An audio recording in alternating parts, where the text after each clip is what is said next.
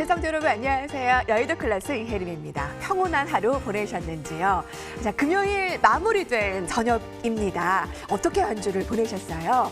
이번 주 월요일의 종가가 2,180가량에서 한 주 동안 2,200 돌파를 계속 시도하고 오늘 종가는 2,200을 회복, 지킴까지 양봉의 한 주를 보냈습니다. 자, 코스닥은 1% 넘게 상승하며 780선을 다시 회복했습니다.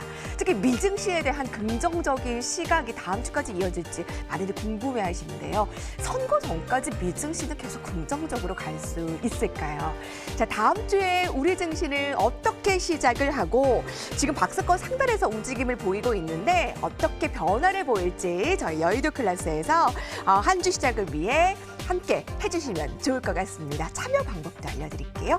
013-3366-8200번으로 오늘도 두 전문가가 대기하고 있습니다. 궁금한 시황 상황에 대한 모든 것들 그리고 응원의 메시지, 관전평 열려 있습니다. 무료고요. 무료 문자 메시지 지금 바로 휴대폰을 여시고 많이들 보내주시기 바랍니다. 여의도 클래스 본격적으로 시작합니다.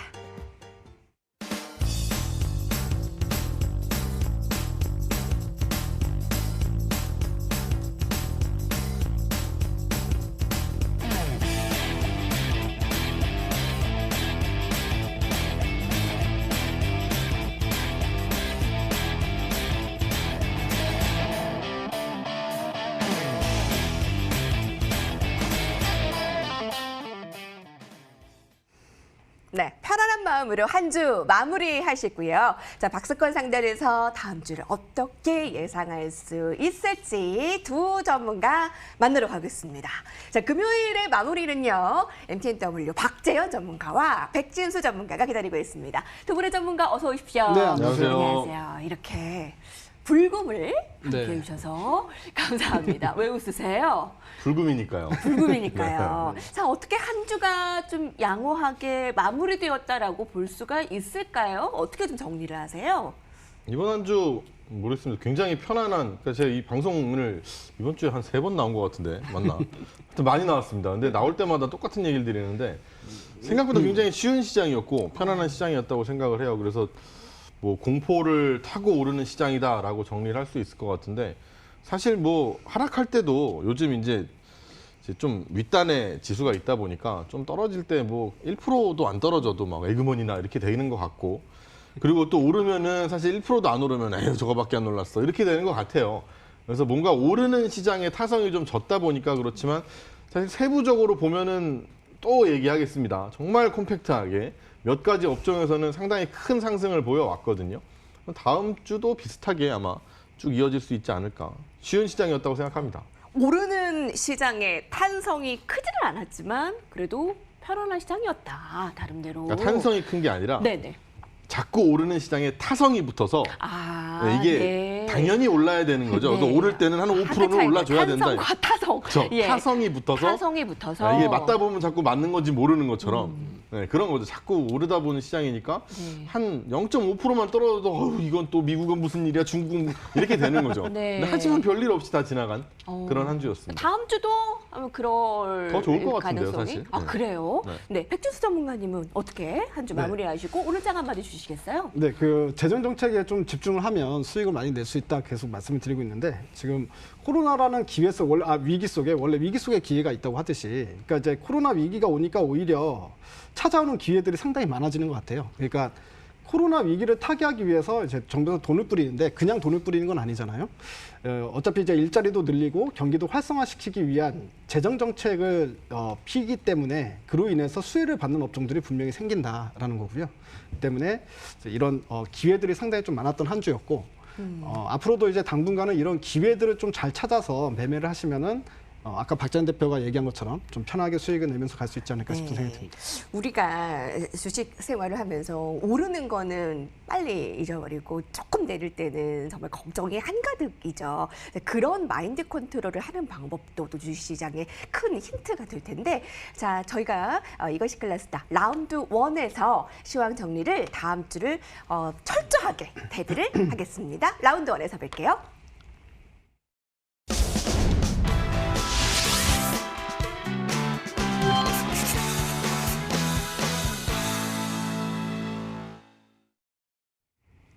주식계 마이다스 소원들이 한자리에 모였습니다. 그리고 이렇게 불금을 젊은 패기의 전문가들이 또 함께 해줘서 또 좋은 에너지까지 같이 받을 수 있을 거라고 보는데요. 여러분들의 참여 지금 많이 해주시고 계시죠? 013-3366-8200번으로 문자 메시지 무료로 열려 있습니다. 또 전문가에게 뭐 응원의 메시지나 관전평, 또 한 주 여의도 클래스를 시청하니 이런 점이 좋았다, 이런 점이 좀 아쉬웠다 하시는 거 다 보내주시면 저희가 같이 수렴하고 소통하겠습니다. 자, 라운드 원으로 넘어갈게요. 박재원 전문가가 가져온 주제부터 확인해 볼까요? 자, 다음 주도 중국 증시가 시황의 핵심이 될까요? 폭등을 했다가 잠깐 폭락을 했다가 오늘은 소폭 상승. 네, 경기 반등은 언제쯤?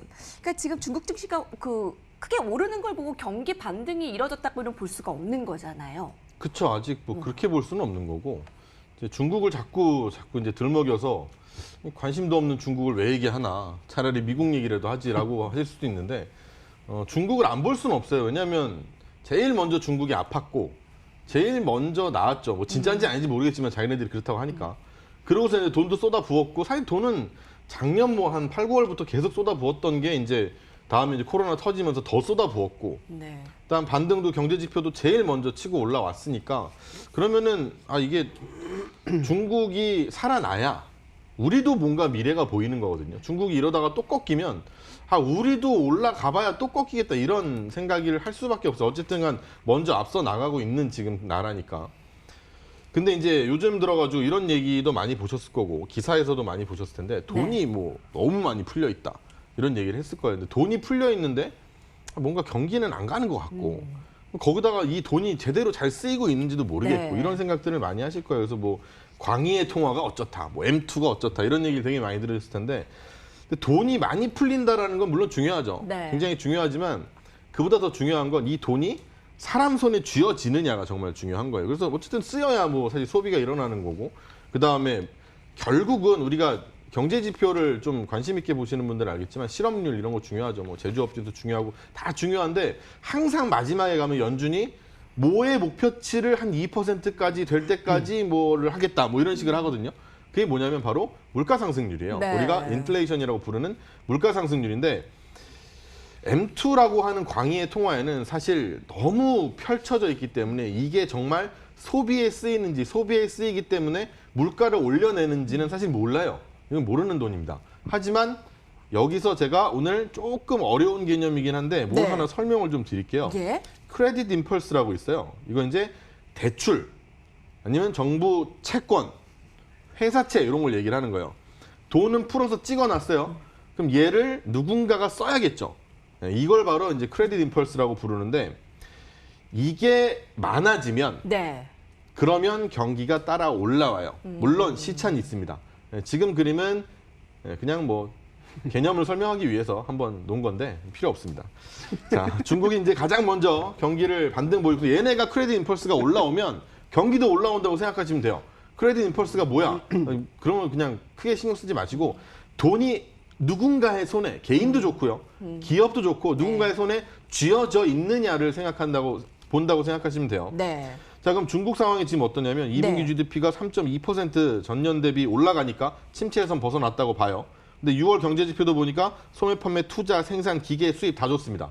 다 좋은데, 근데 생산자 물가 하락폭은 오히려 확대가 되고 있는 상태예요. 그것도 예상보다. 수요가 좋다면서, 많이 뭐 수요가 사람들이 생긴다면서 기업들은 왜 물가를 올리지 못할까? 네. 그럼 기업들은 똑똑하거든요. 시장 조사를 해보고 내가 지금 물가를 올릴 정도까지의 수요는 아니라고 생각을 하는 거예요. 네. 분명히 이 돈은 사람들한테 더 쥐어져야 되는 거고, 그래야만 물가를 올려놓는 실제 경기 반등을 여러분들이 볼 수 있다라는 거죠. 그럼 네. 언제 될 수 있느냐? 네.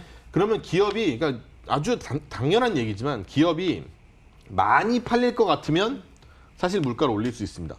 수요가 많아질 것 같고 정말 많이 팔릴 것 같으면, 기업들이 많이 팔릴 것 같을 때 하는 짓이 뭐냐면 창고에다 물건을 쌓아놓는 일이에요. 이걸 우리가 리스토킹이라고 얘기를 하고, 다시 재고를 쌓는 행위라고 얘기를 합니다. 그러면 요거 말고 다음 거를 한번 보여주시면,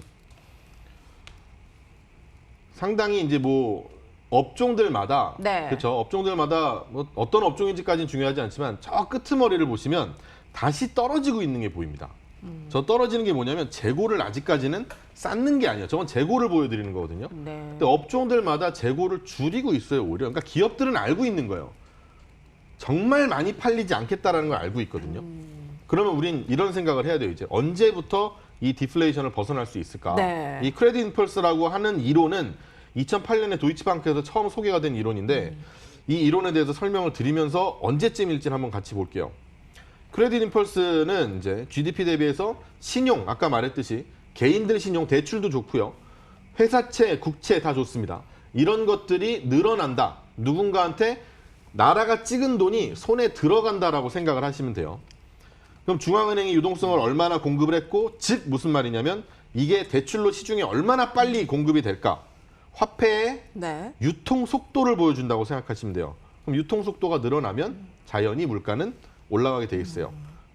중국에서 크레딧 임펄스가 조사에 따르면 유통 속도와 인플레이션보다 네. 9개월 정도 선행한다고 되어 있습니다.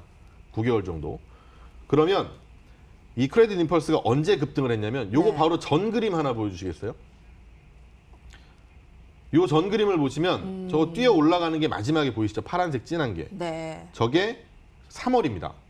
3월부터 올라가고 있거든요. 그러면 9개월 정도 선행한다 그랬죠. 물론 이론적이니까. 하지만 9개월 정도 선행하면 올해 말이나 내년 초면 이제 화폐 유통이 제대로 일어나고 물가 상승이 올라올 네. 가능성이 있다는 거죠. 경기 반등도 같이 감안해 생각하면 되나요? 그렇죠. 물가가 올라온다는 건 경기 반등의 끝판이에요. 우리가 뭐 실업률이 올라온다, 뭐 한다 다 좋죠. 근데 결국은 뭐냐면 실직했다가 내가 다시 이제 직장을 찾았어요. 그럼 처음에 직장을 찾으면 돈 안 씁니다. 무섭잖아요. 또 잘릴까 봐. 분명히 그 전에는 저축도 하고 잘 안 써요. 근데 어느 정도 내가 안정되면 그때부터 이 돈은 쓰여지기 시작해요.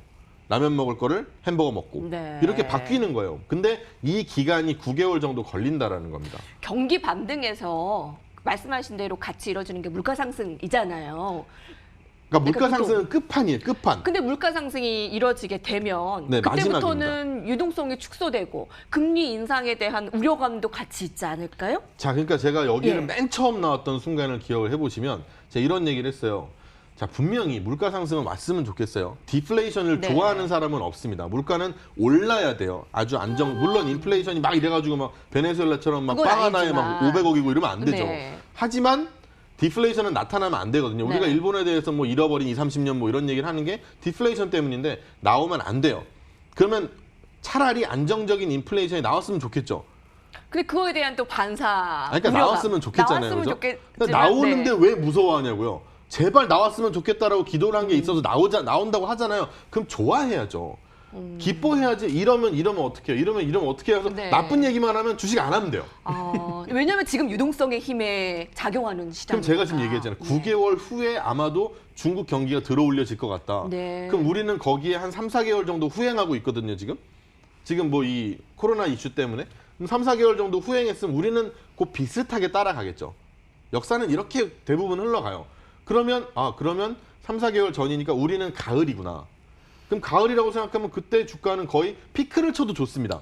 네. 그때까지는 간다는 뜻이죠. 예. 네. 결론이 내려지네요. 그렇죠. 그러니까 이렇게. 무슨 뭐 수요가 회복됐는데 물가가 예. 부진해서 안 가면 어떡하지 이게 아니라 여러분 경기 회복되는 거 그렇게 얼마 남지 않았고 뭐 앵커님이 얘기한 것처럼 그래 피크 치고 떨어지면 어떡할 거야. 피크 칠 때까지 보자고요. 예. 네, 피크는 보고 와야죠. 그죠? 피크 찍고의 금리 인상, 유동성 축소, 사실 그 부분이 우려지만 그거 걱정하다가는 주식 할 수 없다. 그죠. 네. 그렇게 하면 주식 못하죠. 네, 정점 피크는 오긴 와야 되는 거고 또 기다리는 점도 그럼요, 있으니까. 네, 조금 더 중국 증시 가는 것으로 봐도 될 것 같습니다. 백진수 전문가님 오늘 주제에 대해서 어떻게 보세요? 네, 저는 이제 우리 박자연 대표가 이렇게 글로벌 시황을 이야기할 때는요, 그냥 푹 빠져서 듣게 됩니다. 글로벌 시장의 베테랑이잖아요. 예, 저는 이제 네. 대한민국 최고라고 생각하거든요. 네. 그래서 항상 들으면 너무 신박하다 고맙습니다. 이렇게 생각을 하는데 네, 그리고 어렵지 않고 또 귀에 쏙쏙 들어오게 네. 얘기를 해주셔서 너무 좋은 조금 것 같아요. 어렵죠 사실. 이게 어려운 이야기를 좀 쉽게 잘 설명을 하니까 또 이제 꼭 들어야 될 이야기만 하는 것 같아요. 그러니까 꼭 알아야 될 이야기들을 해주니까 정말 좋은 것 같다 싶은 생각이 들고요. 저도 이제 그 오늘 주제가 중국 경기 반등이 언제쯤이냐 이제 그거에 대한 주제이기 때문에 그거에 대해서 이제 저도 좀 약간 뭐 이거랑 이제 다른 이야기로 좀 설명을 드리면 우리 박재현 대표는 물가 상승률이 언제쯤부터 물가가 상승하기 시작할 거다. 그 부분을 포커스로 잡고 그거에 대한 경기 반등의 시기를 예측을 해준 거거든요. 그래서 연말쯤에는 물가가 상승하니까 그 전에는 시장이 계속해서 회복을 하는 네. 기미가 보인다. 그게 결론이었잖아요. 그게 결론인데요. 네. 예. 근데 지금 이번에 2분기 GDP 나온 거를 보면은 저는 네. 좀 약간 예상이 되는 것 같아요. 그러니까 이번 GDP 봤을 때 원래 2.5% 정도로 생각을 했는데 3.2%가 나왔습니다. 예상치보다 훨씬 좋게 나왔거든요. 근데 보면은 GDP가 3%대가 나왔다는 얘기는 1분기 때 중국 GDP가 마이너스 6.8%였어요. 그러니까 완전히 회복을 하고 있는 구간이다라는 건 의심의 여지가 없는 것 같아요. 그렇기 때문에 중국 경기는 지금부터 회복이 시작된다라고 보고 있는데 예. 이제 시장에서 근데 나왔을 때 걱정했던 부분이 있었죠. 오히려 중국 증시는 떨어졌으니까 이렇게 GDP가 좋게 나왔어도 그게 바로 이제 소매 판매는 감소가 나왔더라. 즉 예상보다 소비가 늘지 않았다라는 네. 이야기거든요. 아까 박재현 대표가 이야기해준 말이 맞습니다. 지금 시장에서 뭐 중앙에서 금리 제로로 낮추고 그리고 경기 부양하면서 돈을 뿌린다고는 하지만 실제 소비자들 손에 돈이 쥐어진 건 별로 없거든요. 재난지원금 조금 쥐어진 거 말고는 오히려 일이 안 돼서 자영업자들은 오히려 수입이 감소되고 직장에서 잘리고 이런 사람들이 많아지기 때문에 소비자들은 아직 체감하지 못하고 있다. 근데 이제 지난번에 박재현 대표가 반칙이라고 얘기했던 것처럼 회사채 매입 회사들은 확실히 도움을 받고 있는 게 맞습니다. 이 돈이 회사들로 뿌려지고 있다는 얘기고요. 근데 거기서 보면 중국의 제조업의 경기가 살아나고 있다라는 거는 시차가 발생된다는 이야기인데요. 제조업이 살아나고 한 6개월 정도의 시차가 발생되면 소비가 늘어나는 형태가 나타납니다. 그러니까 동시에 좋아질 수는 없고요. 예. 하나가 좋아지면 6개월 정도 후에 이제 돈이 이제 뿌려지는 시간이 필요하잖아요. 그리고 제조업이 돈이 들어오기 시작하면 직원을 구하기 시작할 거고 그러면 직장이 생기기 시작할 거고 네. 그러면 수입이 생기기 시작하고 소비가 일어나고 여기에 네. 대한 어떤 타임 이 갭이라고 해야 되나요? 이게 최소 6개월 이상 걸린다라고 했을 때 저도 마찬가지 개념입니다. 이제 연말쯤 되면은 중국 소비가 살아나는 본격적인 신호가 나타나지 않을까? 그러면 아까 박재현 대표 얘기했던 것처럼 예. 인플레이션도 나타나지 않을까? 근데 이제 시장에서는 그런 걱정을 할 수 있죠. 인플레이션이 나타나면 이제 금리 올리기 시작하는 거 아니야? 그러니까요. 이런 이제 네. 우려감이 있을 수 있는데 네. 근데 초창기에는 그걸 봐줄 거라고 봐요. 예, 각국 중앙은행에서 인플레이션 발생했네 바로 금리를 올리진 않고요. 어느 정도 경기가 코로나 때문에 너무 안 좋았기 때문에 어느 정도 경기가 연착륙할 때까지는 기다려줬다가 금리를 인상을 한다라는 거거든요. 바로 그렇게 축소 그렇죠. 유동성을 하거나 금리 그게 인상을 아무리 하거나. 빨라도 저는 내년 중반 이후부터라고 봅니다. 내년 중반까지는 금리 인상이 신호가 그게 확 오진 않을 거라는 그렇죠. 말씀이신 예. 거죠? 예. 예상으로는. 뭐 그러니까 박지원 이게 전문가님도 뭐냐면요. 비슷하게 보세요? 좀 전에 백진수 대표가 정말 딱 맞는 말을 했는데 물가가 이제 2%뭐 우리도 그렇고 뭐 미국도 그렇고 유럽도 그렇고 일본도 그렇고 다 2%예요. 왜 그런지 모르겠는데 목표치가 2%거든요. 근데 2%에 그러면 가면은 금리 인상 얘기 나올까봐 또 이게 이제 제일 무서운 네. 거잖아요. 근데 이런 얘기가 나올 거라고 뭐 우리만 생각하겠어요? 다 생각한단 말이에요. 그렇겠죠. 연준 의장이 파월도 알고 있어요. 아 이거 2% 가까이 왔을 때 얘네들이 무서워가지고 또 막 그러면 어떡하지? 네, 네. 시장이 어쨌든 중앙은행은 충격을 주지 않는 게 그들의 목적이란 말이죠. 그래서 몇 달 전부터인데 작년부터인가요? 이런 얘기가 굉장히 연준에서 항상 나왔던 얘기인데 대칭적이다라는 말을 들으신 적이 뭐 관심 있는 분들이 있을 거예요. 스메티컬리라는 얘기인데 요 정도가 있으면 2%라고 치면 여기보다 조금 올라갔다 내려갔다 파동을 반복할 거라는 거죠. 물가라는 건. 예. 그러니까 2%보다 조금 더 올라가도 하여튼 2.23까지 올라가더라도 어차피 이 정도 되면 시장이 내려준다는 거예요. 그럼 1.78까지 또 내려왔다가 2.23을 왔다 갔다 하는 대칭적인 모습을 나타낼 거기 때문에 2%를 넘어간다고 하더라도 출구 전략을 시행하지 않겠다라는 얘기를 했었어요. 네. 근데 그런 걸 보면 사실 뭐 우리는 무서워하지만 이 정책 결정권자들도 사실은 뭐 이런 시장에 충격을 주는 거에 대해서 상당히 불안해합니다. 자기 정치적인 어떤 그런 비난을 받아야 되는 거기 때문에 불안해하거든요. 너무 걱정 안 하셔도 될 것 같아요. 네. 백진수 전문가님. 네. 뭐 네. 부연 설명 같이 들을 수 있을까요? 네, 아까 이제 뭐 박재현 대표가 결국 결론까지 다 마무리해 준 것 같은데 일단 결론을 말씀을 드리면 주세요. 시장은 아직 고점이 아니다. 아. 그러니까 이제 어저께도 똑같은 말을 했는데 그러니까 걱정을 크게 안 해도 될 것 같다. 이런 얘기를 했었는데요. 그거에 대한 연장선이라고 보시면 될 것 같습니다. 아직까지는 걱정할 단계는 아니고 아직까지는 계속 말씀드렸던 것처럼 어떤 걸로 좀 수익을 내볼까. 좀 오히려 수익을 낼 수 있는 걸 찾아야 되는 시기다라고 생각이 듭니다. 경제 흐름을 역행할 수는 없잖아요. 그러니까 지금 물가 상승을 지금 준비하고 있고 대기하고 있는 상황을 이거를 또 역행할 수는 없는데 그거를 우리는 흐름을 잘 타서 우리는 수익만 잘 얻으면 되는 건데 박지원 전문가께서는 그럼 결론을 이미 내주셨지만 한마디를 뭐 들을 수 있을까요? 너무 훌륭한 이야기였다고 생각을 합니다. 정말 고점은 아니라고 생각을 하고요. 예. 아까 얘기한 것처럼 피크는 보러 가야 될 거 아니에요. 네, 올해 연말 정도나 돼야 뭐 네. 피크가 올까 말까 할 것 같거든요.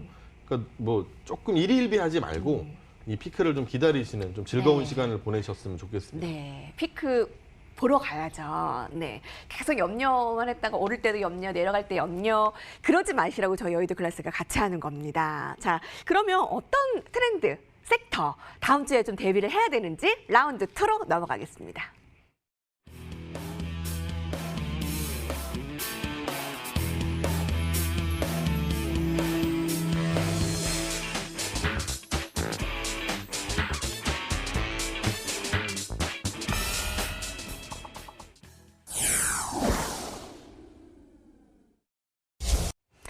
아직 고점은 아니다. 고점을 향해 가고 있다. 경기 반등도 같이 이뤄질 것이다.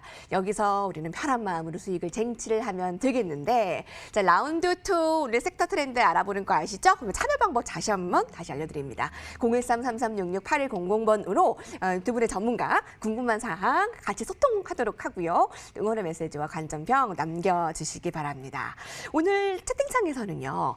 박재현, 백준수 두 분 전문가님 은 주식 전문가인데도 연예인 같다고 너무나 젠틀한 이미지에 그런 이미지를 가지고 계신가 봐요. 네, 그래서 조금 더 저희가 편안하게 조언을 받을 수 있겠죠? 연예인도 종류가 있죠. 뭐 잘생긴 배우가 있고 코미디언이 있고. 네, 네, 지적인 이미지에 그런 걸로 시청자분들은 좀 각인이 되었나 봐요. 지금 뭐 길게는 잘 안 했지만 네, 한두 주 고맙습니다. 사이에 네, 고맙습니다.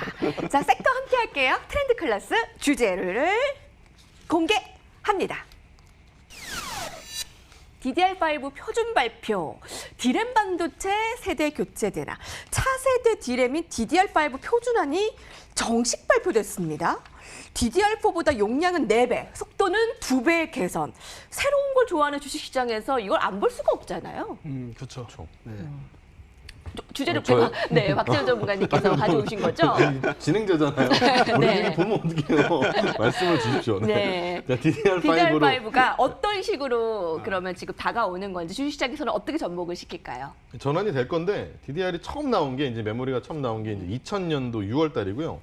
DDR2가 나온 게 2004년이고 3가 2007년. 다음에 7년이 지나서 14년에 DDR4가 나왔고 그 다음에 이제 6년이 지나서 이제 올해 DDR5가 6년 만이에요? 네, DDR5가 드디어 이제 나왔는데 뭐 말씀하셨다시피 뭐 속도 2배, 용량 2배입니다. 지금 스캔 한 번만 좀 띄워주시면 감사하겠습니다. 네. 자, 지금 요거는 이제 SK 하이닉스 뉴스룸에 있는 내용을 그대로 발췌를 좀 했습니다.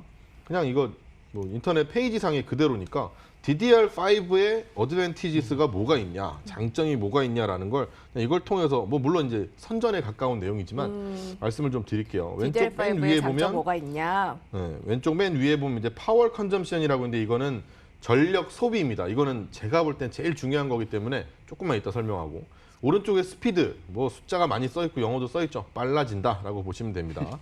자, 왼쪽 아래에 보시면 reliability라고 있는데 이거는 이제 속도가 빠르면 오류가 많을 수가 있어요. 오류가 많으면 이거를 고쳐내야 되거든요.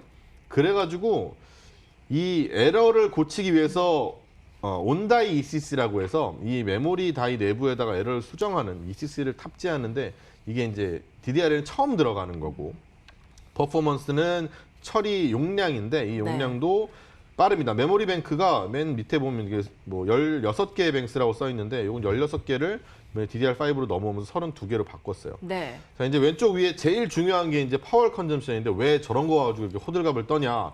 잘 보시면 DDR4는 1.2V고요. DDR5는 1.1V입니다. 별거 아니죠. 네, 별거 아니게 보이지만 자, 이 DDR4, 5, 뭐 어쨌든 이 메모리 반도체를 가져가는 곳이 네. 가장 많이 가져가는 데가 서버 업체들이에요. 우리가 소위 알고 있는 페이스북이라든지 뭐 구글이라고 하는 이런 데이터 서버를 갖고 있는 곳들이 이 반도체를 굉장히 많이 가져가는데 얘들이 전력 소모가 상당히 심합니다. 네. 24시간 동안 대용량의 반도체를 계속 돌려야 되고 이 전기가 혹시 끊어지면 끝이에요. 이 회사는 망합니다. 그래서 자가 발전도 있고요. 그리고 우리가 이제 뭐 2차 전지 공부할 때 많이 보셨던 ESS라는 거 있죠. 이 에너지 스토리지 시스템도 사실은 여기서 발전이 됐어요. 이제 전기값이 너무 많이 드니까 어딘가 저장했다가 안 쓸 때 또 쓰고 하는 이런 왔다 갔다 하는 거를 개발하기 위해서 ESS가 여기서 굉장히 많이 쓰이는데 이 전기세를 아끼기 위해서가 뭐가 중요하냐면 당연히 DDR4가 5로 넘어가면 신규 수요가 많을 거예요. 어차피 DDR5 나왔는데 이제 좀 비싸더라도 써야지예요. 네. 근데 중요한 건 교체 수요가 굉장히 많을 거라는 겁니다. 기존에 DDR4를 쓰고 있는 것도 5로 교체를 할 거라는 거죠. 왜냐하면 전기값이 너무 많이 드는데 이거를 볼트를 전압을 낮춰주면서 전력량이 조금 들어가니까 그러면 뭐 비용이랑 하면은 DDR5로 미리 바꿔놓는 게 가격이 조금 더 한다. 물론 이제 처음 신작 프리미엄이 있으니까 비싸게 한다고 하더라도 사실은 이게 아니라는 거죠. 교체 수요도 있고 신규 수요는 당연히 있을 거고. 교체할 수밖에 없는 구조라는 그렇죠. 거네요. 그러면 그 이득이 있는 거죠. 그냥 어우 멋있다 새 거야 이거 아니라 정말 필요해서 바꿀 수 있는 거예요. 그럼 네. 삼성전자, SK하이닉스는 당연히 좋을 수밖에 없겠죠. 그리고 공급도 많이 하기가 어렵습니다. 뭐가 중요하냐면 저희 보이는 반도체 칩이 DDR4보다 DDR5가 조금 커요. 한 15에서 15% 정도 큰데 제가 이제 그림 하나를 좀 보여드릴게요. 이 그림은 우리가 외국가 나올 때나 이럴 때 보면 볼 수 있는 반도체 웨이퍼라는 게 있어요. 이제 흰 옷 입은 분들이 이렇게 들고 다니는 원판 같은 거 있죠. 그걸 이렇게 네모로 자릅니다. 이렇게 잘라서 쓰는데 이게 조금 커지면 이 똑같은 웨이퍼에 많이 못 잘라요. 많이 못 자르는 것도 못 자르는 건데 이 주변이 남잖아요. 이 주변 다 버려야 되거든요. 그러면 많이 안 나와요. 한 판에서.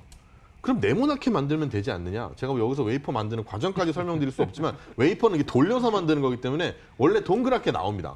그러면 옆에 다 버리고 가운데 이거 자르는 것 중에서도 세세하게 못 자르고 크게 잘라요. 10에서 15% 커요. 그러면 만약에 반도체 회사가 이 상태의 캐파를 그대로 가지고 간다고 쳤을 때 증설하면 할 말 없지만 증설하지 않는다고 쳤을 때 캐파 자체가 15%에서 10% 줄어버립니다. 생산 자체가.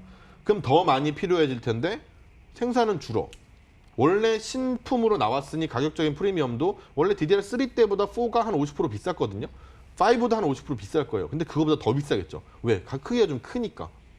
그거를 당연히 삼성전자, 하이닉스가 먹겠죠. 관련 업체들도 당연히 수혜를 받을 겁니다. 네. 누가 받을 거냐? 삼성전자, 하이닉스가 있겠지만 선공정이 있고 후공정이 있을 거라고요. 전공정과 후공정이 있으면 후공정이 나요. 왜냐면 전공정에서는 바뀌는 게 많지가 않습니다만 네. 후공정에 가면 데이터 처리 속도도 다르죠. 그리고 전력도 달라요. 그러면 테스트한다, 검사한다, 뭐 하는 업체들 있죠. 다 바꿔야 돼요. 그 장비, 부품 다 바꿔야 됩니다. 그러면 삼성전자나 하이닉스하고 같이 일을 하는 후공정 업체들은 생각보다 꽤 많은 수혜를 받을 수 있겠죠. 네. 반도체 후공정 업체가 되게 수혜를 받을 수 있다라는 네네. 전공정보다 후공정이 아무래도 수혜를 받을 가능성이 크죠. 예. 그럼 오늘 관련 종목도 그런 거의 그렇겠죠. 제가 그래 왔으니까. 예. 4차 산업에 그래야 굉장히 볼맛이 나지 않겠어요, 시청자분들도? 그렇죠. 또 네. 그를 또 기다리시잖아요. 그 DDR5의 표준화는 4차 산업혁명 시대의 중추적인 역할을 할 것이라고 굉장히 기대를 하고 있습니다. 그런데 2분기 실적이 그렇게 좋지 못할 것으로 예상이 된다고요? 어떤 게요? 네, 이런 업체들, DDR5 관련 업체들이 DDR5 관련 업체들은 사실 DDR5가 실제로 상용화 되려면 2021년부터입니다. 그러니까 지금 표준이 정해진 거고요. 그게 이제 본격적으로 생산돼서 그리고 중요한 건 DDR5가 나왔다고 해서 바로 쓸 수 있는 게 아니라 CPU가 또 그게 지원을 해줘야 되잖아요. 그러니까 인텔에서 그걸 지원하는 CPU가 2021년에 나온다고 하니까 그때부터 이제 본격적으로 어떤 수익이 발생이 되는 시기다라고 보면 좋을 것 같아요. 네. 공정 세대 교체가 이제 진행이 돼야 되는데 그때까지는 좀 시간이 좀 필요하겠다. 네.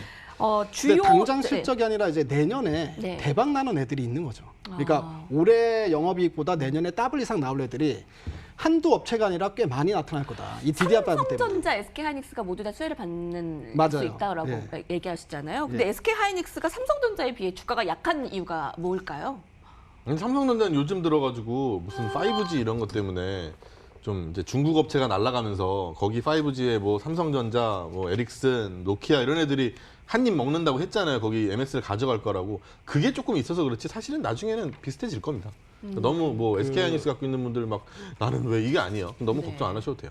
그리고 삼성전자하고 하이닉스의 괴리가 그렇게 많이 큰 게 아닙니다. 지금 삼성전자도 네. 생각보다 많이 못 올라간 상황이다라고 보시면 될 것 같아요. 네. 그럼 두 개 똑같이 좀 수혜를 대장주 가운데서는 받고 또 그 부품 가운데서는 후공정 업체들을 좀 보면 네, 네, 되겠다. 좀 잘 고르셔야 되는데 네. 우리 지금 백진수 파트너님이 또 굉장히 좋은 얘기 해주셨는데 오래 걸려요. 처음 나오는데 원래 근데- 나오면 네. 이게 이제 공개가 되면 그 다음에 한 1년 걸리거든요. 말씀하실 때 지금 내년이란 말이에요. 그러면 거기다가 또 좀 전에 이제 뉴스 나왔던 게 인텔이 만드는 CPU에 DDR5가 지원이 된다라는 건데 말한 것처럼 그 지원되는 CPU가 나와야 돼요. 내년 모델에 지원이 된다고 나온 뉴스거든요. 그러면 지금부터는 지금도 이제 제가 나중에 이따가 소개를 드릴 종목도 예. 초도 물량은 나갔어요. 검사 장비가 나간 데들이 있어요. 근데 초도 물량이 나갔다고 해가지고 이게 뭐가 된 게 아니거든요. 이게 진짜로 생산이 되려면 시간이 꽤 걸려요. 그래서 종목을 고르실 때도 조금 신중하게 좀 고르실 필요가 있을 겁니다. 네. 그래서 그 종목의 그 선택이 굉장히 중요하다라고 말씀해 주셨는데 뭐 무슨 종목인지는 모르겠지만 지금 며칠째 계속 상승해서 혹시 지금 매수하면 상투를 잡을 것 같다고 이런 또 우려감을 주시더라고요. 근데 아마 종목 이거를 선택을 잘 좀 생각하셔야 잘해야 되는 되겠죠? 부분이 뭐냐면 지금 현재는 DDR5가 표준 규격이 정해졌다라고 하니까 기대감이 파동이 좀 나온 건데 실질적으로 아까 앵커님이 잘 말씀해 주셨던 것처럼 당장의 실적이 나오는 게 아니라 일단 기본적으로 내년에 아주 큰 실적이 나올 것 같다는 거 아닙니까? 그러면 이 상승세는 이제 시작이다라고 보는 게 맞죠. 왜냐하면 지금이 실적이 상투면 고점이면 기본적으로 주가도 고점을 찍을 가능성이 큰데 이제부터 실적이 나오기 시작하는 단계 초입 구간이라면 주가의 상승도 초입 구간으로 봐야죠. 네, 충분히 더 갈 수 있다라고 보는 게 맞는 게 실질적으로 내년에 이 해당 종목들이 있습니다. 오늘 제가 갖고 온 종목도 해당 종목인데 최근에 주가가 좀 오르긴 했어요. 그리고 제가 알기로는 박재현 대표 갖고 온 종목도 최근에 주가는 올랐습니다. 그러니까 이 이야기가 나오니까 주가가 움직일 수밖에 없잖아요. 이 네, 반응을 네, 하니까. 네. 근데 이 종목들이 내년에 나올 예상 실적이라는 게 있잖아요. 내년에 벌어들일. 단기간에 최근에 지금 며칠 동안에 올랐지만 그거에 우려할 만한 예. 상황이 아니네요. 그러니까, 길게 봐야 되겠네요. 그러니까 이제 실적이 내년에 나오고. 얘네들이 네. 예상하는 벌어들일 실적 있잖아요. 이걸 대비해서 현재 시총이랑 비교를 해봤을 때 PER이 10배가 안 넘어가는 수준이다. 8배, 7배 정도 수준밖에 안 된다. 그러면 주가가 고점이라고 할 수 있겠습니까? 네. 그렇게 보는 게 맞죠. 그러니까 물론 이제 딱 얘기를 하고 뭐 월요일날 팍 오르고 네. 화요일도 팍 오르고 팔고 끝 하면 좋죠. 근데 그럴 수는 없거든요. 산업이라는 게 우리가 이제 매일 나올 때마다 업종을 하나씩 소개를 시켜드리잖아요. 네, 네. 근데 소개를 해드릴 때 지금 막 핫한데 막 이런 게 있고 근데 또 테마류 같은 건 또 우리가 별로 이렇게 여기서 소개시켜드리고 싶지는 않아요. 왜냐하면 얘기했다가 괜히 또 너무 급속한 바람을 탔다가 또 식어버릴 수도 있고 하니까. 그래서 지금 사실 우리가 설명을 오늘 이제 주제를 네. 잡아서 설명을 드리는 건 자, 아까도 보여드렸지만 DDR4가 나온 게 2014년이에요. 그 전에 있던 DDR3가 2007년입니다. 7년 동안 해먹은 산업이고 DDR4는 6년을 해먹은 산업이에요. 그리고 이제 내년이면 바뀌는 산업입니다. 그럼 적어도 이게 그렇지. 물론 인기가 없을 가능성은 0에 가깝고요. 0이고요. 그냥 안 쓰일 가능성도 0입니다. 무조건 어차피 바뀌어요. 그렇죠. 무조건 쓰이는 산업의 그 쌀알 같은 건데 이게 얼마나 갈 것이냐. 뭐 한 5, 6년 이상은 간다고 보셔야 되거든요. 예. 왜냐하면 이 기술 발전의 속도라는 게 이렇게 발전하는 게 아니라 이 속도는 이렇게 발전하거든요. 막 빠르게 발전하다가 이제 천천히 발전한다. 그러면 6, 7년 이상 또 써먹을 수 있는 어떤 상품이기 때문에 이거를 막 지금 빨리 들어갔다가 상한가 하나 먹고 이게 아니라 그냥 조금 더 천천히 그래도 좀 충분히 여러분들이 가져갈 수 있는 거를 좀 고민을 해보셨으면 좋겠어요. 그래서 이제 우리 백진수 대표가 다음 주부터 뭐 공개 방송도 하신다고 하니까 네. 많이 들어오셔가지고 좋은 정보 많이 얻어가시면 좋겠습니다. 그러니까 이제 기본적으로 당장 내일 올라갈 만한 주식이 뭡니까라고 물어보면 뭐 저희가 방송에서 뭐 이재명 관련주를 가지고 나오겠습니까? 이낙연 관련주를 가지고 나오겠습니까? 그죠? 예. 근데 실질적으로 우리가 긴 관점에서 호흡을 하면서 투자의 관점에서 좀 보게 되면 투자의 기본적으로 관점에서. 투자의 관점에서 보게 되면 실질적으로 돈이 흘러가는 방향을 좀 우리가 보고 네, 좀 네. 긴 호흡으로 보면 볼수록 네. 수익이 많이 날 수 있다 이렇게 말씀드리고 싶습니다. 네, 저희 라운드 2의 그 핵심 목표이기도 하네요. 그렇죠, 사실은. 네, 돈의 네. 흐름, 네. 그 미래 먹거리, 산업의 트렌드 그걸 잡아주는 건데 DDR5의 표준안 이 정보로 단기간에 지금 관심을 확 받을 수도 있습니다. 근데 여기서의 단기 고점일 수는 있지만 조금 더 길 가봐야 된다는 거죠. 자, 세대 교체가 무조건 이루어질 수밖에 없다. 무조건 쓰여야 되고 전력 측면에서도 무조건 쓰여야 되는 이 DDR5의 표준안 결정에 대해서 오늘 살펴봤는데 마지막 한마디씩 듣고 저희 종목 바로 들어가 볼게요. 갑자기 이제 또 얘기를 하려니까 저 사실은 이제 뭐 반도체를 원래는 무슨 얘기를 하려고 그랬냐면 반도체 없이는 시장도 없다라는 얘기를 하려고 그랬어요. 얘기를 듣다 보니까 사실 우리 앵커님 또 얘기를 듣다 보면 아, 개인 투자자의 마음은 딱 이럴 수도 있겠구나라는 생각도 들거든요. 사실 이 여의도 클래스를 저도 나온 지가 얼마 안 됐지만 만약에 이제 우리가 계속 이거를 한다라는 가정하에 네. 한 6개월 이상 쭉 보신다면 생각보다 본인의 투자 습관도 많이 바뀌실 거고요. 오. 시장을 보는 눈도 많이 바뀌실 거고 맨날 우리가 어떻게 막 기가 막힌 그런 업종만 할 수는 없어요. 하지만 같은 업종을 다음 달에 제가 또 하고 다다음 주에 또 하고 또 한다 하더라도 분명히 업데이트된 소식을 전달 드릴 거고 내가 지금 보고 있는 산업이 제대로 가고 있는지 아니면 이 산업이 잘 가다가 무너질 수도 있거든요. DDR은 아니겠지만 어쨌든 그럴 수 있는 것들도 짚어 드릴 테니까 걱정 마시고 끝까지 잘 시청해 주시면 좋겠습니다. 네. DDR5는 그럴 일 없겠지만. 이건 그럴 수가 네, 없는 이거는 상품이에요. 그럴 수가 없는 산업이다. 그냥 사는. 네, 한마디 이건- 주셨나요? 오늘 이거 트렌드 2에 대한 한마디를. 반도체 없이 시장은 갈 수 없다. 네, 네. 들어봤고요. 백혜수 전문가님 어떻게 한마디 주시겠어요? 네. 이 반도체에서 삼성전자와 하이닉스 실적을 DDR5가 견인을 할 것이다. 네, 이렇게 말씀드리겠습니다. 아까 네. 말씀을 박지원 대표가 한 이야기가요. 그 세대가 바뀌잖아요. DDR4에서 DDR5가 나오면 이제 그냥 다 DDR5를 씁니다. 그렇게 수밖에 없는 거고. 특히나 이번 같은 경우에는 경제적인 이득이 많아요. 그러니까 전력 소비가 줄어들기 때문에요. 특히 이제 서버를 사용하는 그 기업들 같은 경우는 24시간 돌리는데 한번 생각을 해보시죠. 전기세가 얼마나 많이 나오겠습니까? 이거는 고정 비용이 아니라 한번 사서 끝나는 비용이 아니라 매달마다 들어가는 비용인데 여기서 이제 유지보수 비용이 감소를 한다라고 하면은 그냥 바로 나오자마자 사갈걸요. 그렇기 때문에 그건 뭐 이론의 여지가 없다. 근데 중요한 건 DDR5는 가격이 높고 그리고 일단 중국에서 지금 그 반도체 굴기라고 해가지고 엄청난 투자를 하고 있지 않습니까? 근데 DDR5가 나오면서 중국과의 격차를 확 늘리는 그런 효과도 발생이 되기 때문에 삼성전자, 하이닉스 여러분들 사서 들고 가야 되지 않을까 싶은 생각이 듭니다. 아, 예. 네, 일단 삼성전자, SK 하이닉스의 또 결론까지 냈어요. 경제 흐름에 여지가 없다. 오늘 트렌드 클래스의 DDR5였습니다. 정리하고 라운드 3로 넘어가겠습니다.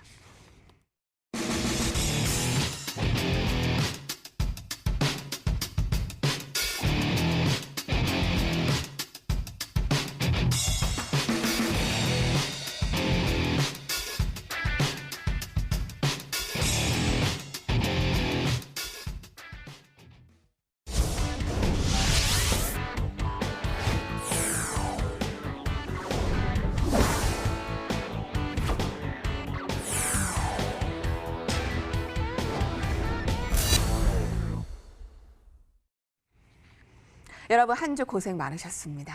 여러분의 수익 계좌에는 이번 한 주 동안 플러스 마이너스 움직임이 어땠나요? 좀 매우 궁금하고 다음 주에는 좀 더 안정적이게 여러분들 가실 수 있도록 저희가 또 좋은 종목을 드려야 되는데 먼저 두 전문가의 종목부터 확인해 볼게요. 저희 긴 시간 함께 하지 않았지만 종목들이 아직 크게 뭐 마이너스가 나지도 않고 지금 그렇다고 또 매일매일 우리가 막 폭등을 마이너스 또 난 종목 없을 텐데. 없어요. 네. 아주. 네. 다행이에요. 너무 감사한 일이에요. 네. 지금 그 두 종목을 볼 텐데 5G 관련해서 KFW 박재원 전문가께서 추천을 네. 해준 이후에 어떻게 흘러가고 있습니까? 매수가가 65,600원에 일단 최고가로 봤을 때는 71,500원까지 간 뭐 상황입니다. 일단 잘 지나가고 있고요. 5G는 결국은 잘 될 건데 이 중에서 제가 종목을 어떤 걸 골라야 될까라는 얘기를 했었잖아요. 아까도 우리가 뭐 돌발적으로 질문 하나 하신 게 삼성전자보다 SK하이닉스가 왜 못 가고 있죠? 뭐 이런 얘기 했잖아요.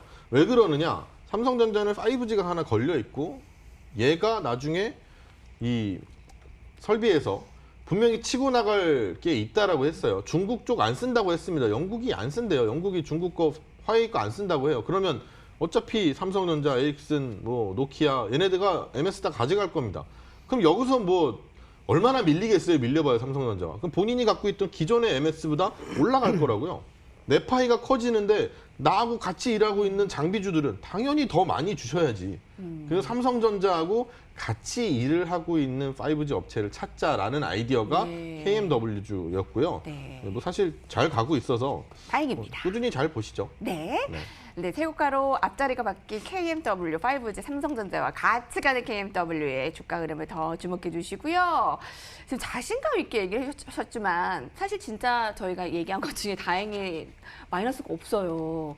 그리고 또 빵 터진 종목들이 벌써 나왔어요. 백진수 여기 있잖아요, 전문가의 여기. 네. 종목이 지금 저희 여의도 클래스 네. 오늘 시작하자마자부터 네. 미코 수익 감사드린다고. 아, 네. 네. 매수를 하셔가지고 수익을 나신 분들께 제가 더 감사드립니다. 아, 예. 왜 그러냐면 대단하신 네. 분이네. 아니 그게 아니라 시청자분들의 방송에 종목들이 많이 사랑이 나오는데 깊습니다. 그 중에서 꼭 하필이면 백진수가 소개한 네. 종목을 샀다라는 게 또 아. 기분 좋은 그렇죠, 거예요. 그렇죠. 그렇죠. 네. 저희 이 전에도 또 그러네요. 종목이 또 한번 그 어떤 종목이었죠? 효성중공업인가? 한번 또 빵 터졌었는데 네, 미코까지 이게 기억이 나는 게 주식시장의 미스코리아라고 막 아, 얘기를 하면서 예, 저희가 맞아요, 그렇게 맞아요. 얘기를 예. 명명을 했는데 최고가 수익률로는 거의 30%가량이네요. 네, 수익 같이 미스코리아- 하신 분들 많을 것 같아요. 미스코리아 대회 나갔다가 진을 딴 듯한 느낌이죠. 예. 그 이종호 이제 맙소사. 네. 닭살돋죠. 네. 어떻게 할까요? 이제 네, 미코는 사실 근데 이제 그 테마주나 이렇게 급등 잡주가 아니라요. 네, 실질적으로 실적이 잘 받쳐주는 기업입니다. 영업이익이 연간 한 400억 내외 나오거든요. 원래 하는 일이 이제 반도체 세정 쪽 관련된 일을 하면서 꾸준히 이제 캐시카우를 만들고 있는 회사인데, 근데 이제 그린 에너지 쪽에 들어가는 그 포인트가 있다. 그걸 말씀을 드렸던 거예요. 시장에서는 잘 모르지만 얘네가 이제 만드는 그 기술이 고체 산화물 연료 전지를 실제로 단제품부터 시작해서 완제품까지 다 만들어서 아주 이제 작은 2GB이긴 하지만 이제 뭐 그 테스트를 해서 거기까지 마친 어떤 기술력을 가지고 있는 회사이기 때문에 그린 에너지의 숨은 수혜주다. 그때 이제 미코를 가지고 나왔을 당시에는 다른 수소 관련주들은 다 급등이 이미 나온 상태고 이 종목만 바닥권에서 아직까지 뭐 이런 움직임이 없었던 정말 상황이었기 그야말로 때문에 발굴. 네. 그래서 이제 새롭게 좀 발굴을 했다라는 부분이었는데 잘 가서 네. 기분이 좋죠 뭐. 예, 그린 에너지 가운데 많은 종목이 올랐고 미코가 이제 오를 것으로 기대를 했는데 수익이 이렇게 같이 잘 이루어져서 다행입니다. 혹시 시청자분들께서 같이 수익을 하신 분들 감사드립니다. 앞서 너튜브에서 준준준님께서 목표가 터치했다고 너무 감사드린다고 이렇게 벌써 반응이 오고 있네요. 감사합니다.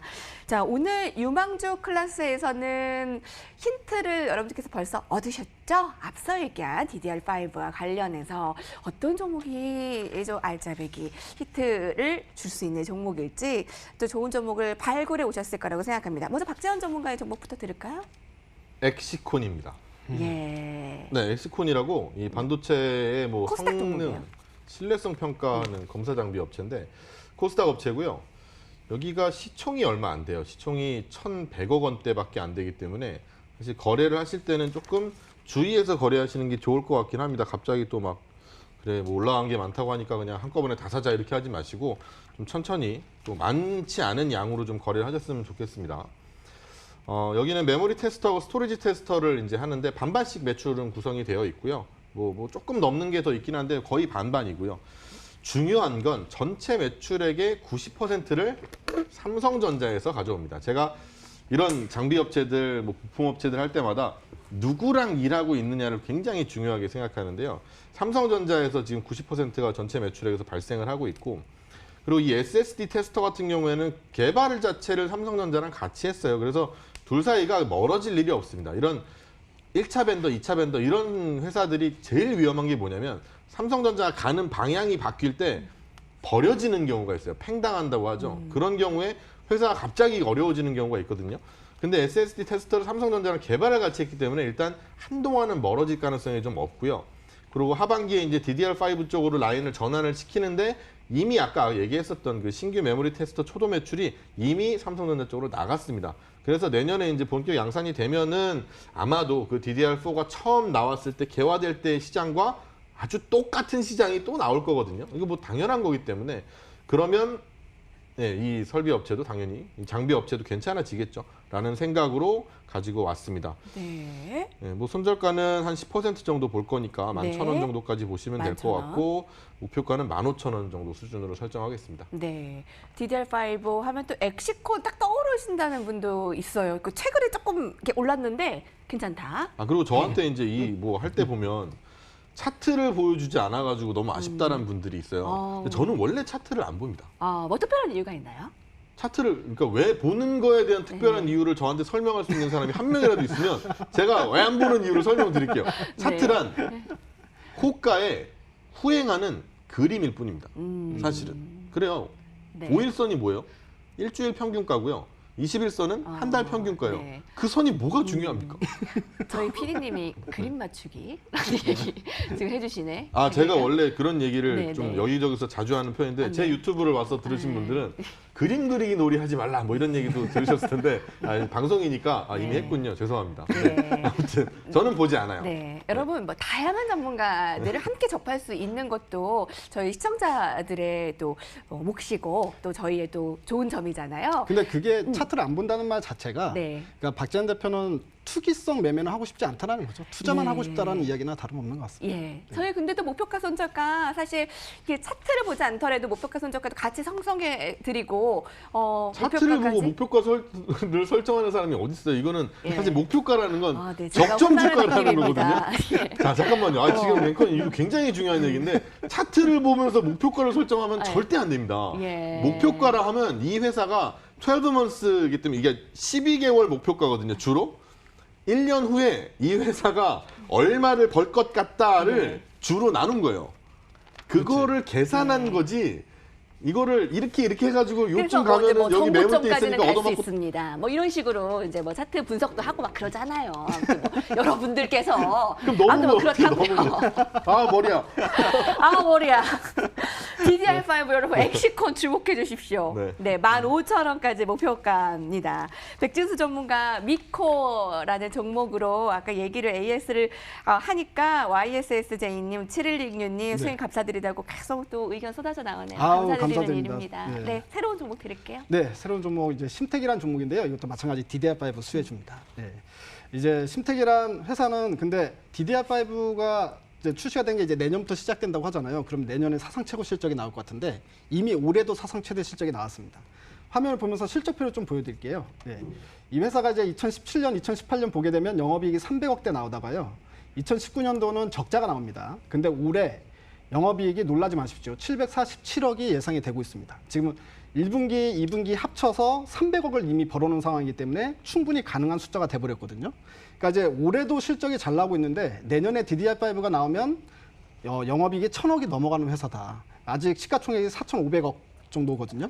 그러니까 상당히 저평가되어 있다고 볼 수 있죠. 주가는 올라갔지만 아까 이제 얘기했던 그 관점에서 보게 되면 이제 시작이지 이게 고점이라고 볼 수 없다 이렇게 판단을 했습니다. 일단 이 회사는 그래픽카드 디램용 MSAP 기판을 만들고요. 그 네. GDDR6라는 게 있는데 수요가 급증하고 있습니다. 그리고 서버용에 들어가는 메모리 모듈도 매출이 증가하고 있는데 이게 DDR5가 나오면 매출이 더 폭발적으로 증가할 품목이다라고 생각하시면 될 것 같습니다. 목표가 이탈가는 저는 말씀드릴게요. 예, 네. 빨리 끝내야 되니까. 목표가는 2만 원, 이탈가는 13,000원 제시드리겠습니다. 저도 네. 했습니다. 7월에 가파른 상승 부담은 없나요? 뭐 간단하게 읽어주신다면? 네, 그러니까 이제 화면을 좀 보시고 말씀 좀 드리면요. 그러니까 이런 종목들은 사실 여기서 이제 최근에 급등이 나왔잖아요. 이거 DDR5 뉴스 나오면서 급등이 나왔는데 이런 종목들은 사실 계속 떨어질 때마다 매집을 하는 관점에서 들고 가는 게 좋을 것 같아요. 네. 저희 지적인 백진수 전문가님 이번 주 고생 많으셨는데 다음 주에 더 고생하실 것 같아요. 아, 다음 주 맞아요. 네, 예. 장중에 저희 그 런칭을 하셔서 이제 네. 공개 방송을 하신다고요. 저희도 네. 어떻게 좀 소개를 해주세요. 직접. 네, 지금 뭐 방송 보시는 분들요, 그 우리 MTN 사이트 있잖아요. 그 MTN 그 전문가 사이트에서 제가 런칭을 합니다. 월화수 장중에 여러분들과 만나는 시간을 갖고 있는데요. 그러니까 장 출발할 때부터 장 끝날 때까지 저랑 함께 온라인에서 만나서 서로 소통하면서 제가 좋은 정보 많이 드리도록 하겠습니다. 네, 지니어스 백진스의 런칭 기념 장중 무료 방송 기대하겠습니다. 여러분 오늘도 많은 무료 문자 메시지 보내주셨는데 저희 베스트 관전 평은 화면으로 잠시 후에 보내드리고요. 저희 금요일 이렇게 마무리를 짓고 다음 주에 뵙겠습니다. 박재원 전문가님, 백진수 전문가님 수고 많으셨고요. 시청해주신 여러분 감사합니다. 좋은 주말 보내세요.